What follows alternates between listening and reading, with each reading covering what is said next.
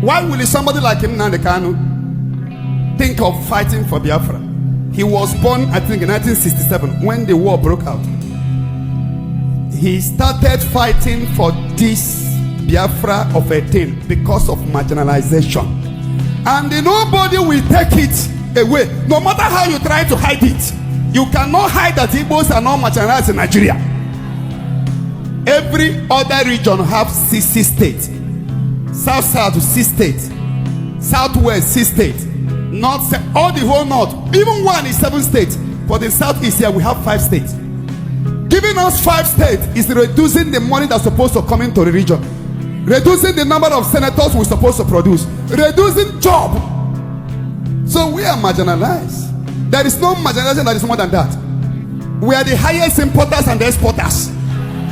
But there is no seaport in the southeast. We are the highest traveling race in Nigeria. But there is no good working international airport. So I think we are marginalized. We lift our hand up. And anybody from the south here fighting against, problem of Igbo is that we are enemy of ourselves.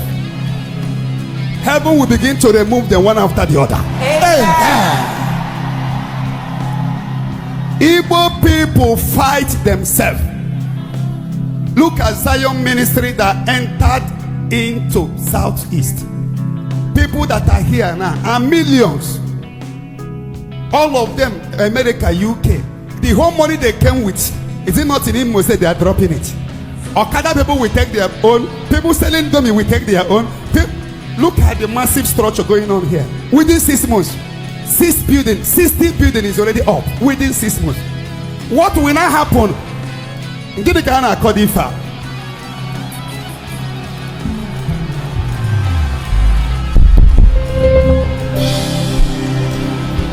Amen and amen. Amen.